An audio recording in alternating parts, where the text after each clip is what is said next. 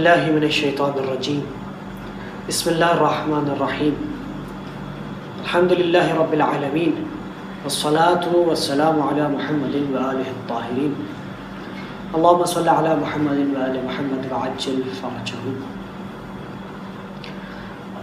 عزیزان محترم، دعائے افتتاح میں کچھ جملے ایسے بھی ہیں کہ جو انسان کی حالت زار کو بیان کرتے ہیں،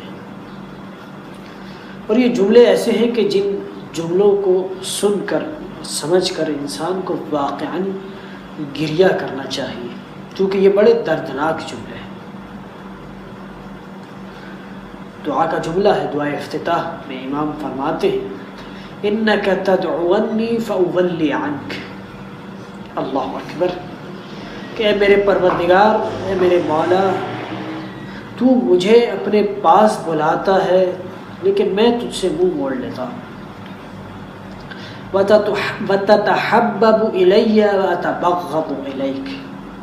اے پروردگار، تو مجھ سے محبت کرتا ہے لیکن میں تجھ سے دشمنی کرتا ہوں، میں تیری نافرمانیاں کرتا ہوں۔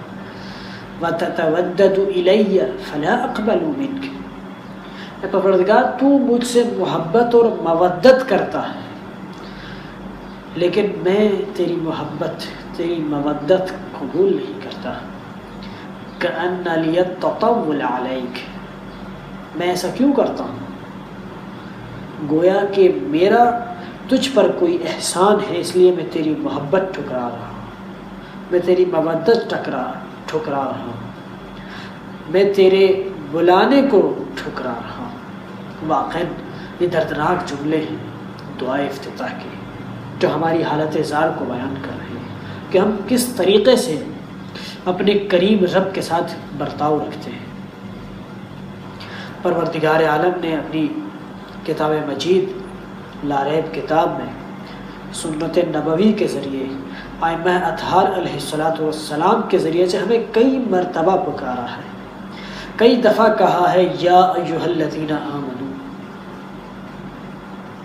اور پروردگار ہمیں بار بار خبردار کر رہا ہے کہ میری حدود سے تجاوز نہ کرنا، میری نافرمانی مت کرنا۔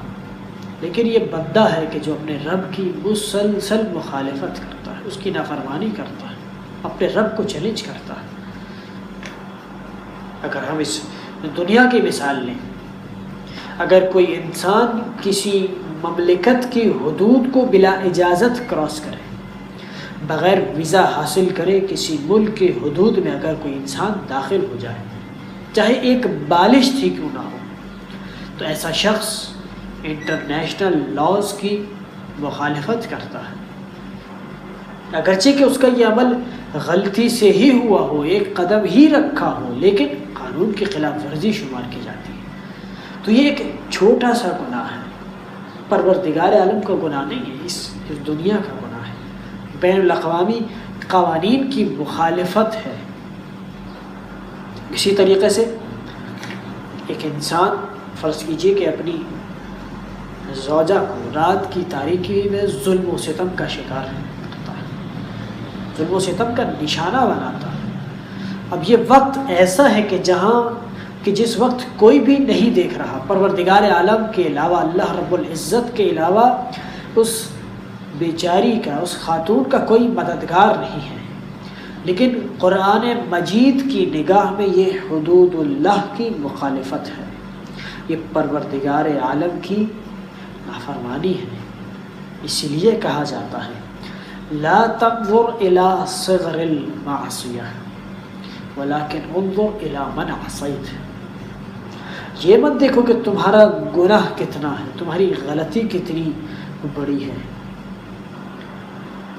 اس کا جو قد اور کاٹ ہے وہ نہ دیکھو، بلکہ یہ دیکھو کہ تم کس پروردگار کی معصیت کر رہے ہو۔ دعائے افتتاح کے جو اگلے جملے ہیں وہ انسان کو مزید ورطہ حیرت میں ڈال دیتے ہیں۔ فَلَمْ يَمْنَعْكَ ذَلِكَ مِنَ الرَّحْمَةِ لِي۔ پروردگار، یہ ان ساری چیزوں کے باوجود تو مجھ پر اپنی رحمت کیے بغیر نہیں رہتا، تو مجھے مسلسل اپنی رحمت میرے ساتھ شامل کرتا ہے، مجھ پر مسلسل رحم فرما رہا ہے۔ والاحسان الیہ، اے پروردگار تو پھر بھی مجھ پر احسان کر رہا ہے، والتفضل علیہ بجودک وکرمک، تو پھر بھی میری نافرمانیوں کے باوجود، میرا تجھ سے شکوہ و شکایت کرنے کے باوجود تو مجھ پر احسان کر رہا ہے، جود و کرم کر رہا ہے، سخاوت کر رہا ہے۔ یہ پروردگار عالم کا شیوا ہے کہ وہ اپنے بندوں پر عذاب کے سلسلے میں جلدی نہیں کرتا۔ کتنے لوگ ایسے ہیں کہ جو ماہ مبارک میں، ماہ مبارک کی شروع ہونے سے پہلے معصیت انجام دیتے ہیں، پروردگار عالم کی نافرمانی کرتے ہیں، لیکن جب ماہ مبارک آتا ہے تو وہی انسان پروردگار کی خاطر روزہ رکھتا ہے، اس کی خاطر بھوک و پیاس کو برداشت کرتا ہے، تو پروردگار اس شخص کے لیے نیا نامہ اعمال کھول دیتا ہے۔ بس یہ ماہ مبارک، یہ لمحات، یہ ساعتیں وہ ہیں کہ جہاں خدا کی رحمت کے دروازے کھل جاتے ہیں۔ یہ وہ ایام ہیں کہ جہاں سانس لینا تسبیح کا درجہ ہوتا ہے، جہاں پر دعائیں مستجاب ہوتی ہیں، شیطان کو جکڑ دیا جاتا ہے، قید کر لیا جاتا ہے۔ تو جو اس فرصت سے فائدہ اٹھا لیتا ہے وہ اپنے رب سے جڑ جاتا ہے، اپنے پروردگار سے متصل ہو جاتا ہے، اور جو پروردگار سے متصل ہو جائے اسے چاہیے کہ وہ پروردگار سے سال بھر متصل رہے۔ ایسا نہ ہو کہ جیسے ہی ماہ مبارک ختم ہو اس کا اور پروردگار کا رشتہ ختم ہو جائے، اس کے پروردگار سے تعلقات ماند پڑ جائیں، ایسا نہیں ہونا چاہیے۔ دعا افتتاح کے جو اگلے جملے ہیں، ان جملے میں ارشاد ہو رہا ہے کہ فرحم عبدک الجاہل، اے پروردگار ہے معبود اس جاہل پر رحم فرما، وجد علیہ بفضل احسانک، اے معبود اس جاہل پر اپنا احسان فرما، انک جواد کریم، بے شک تو بڑا سخی اور بڑا کریم ہے۔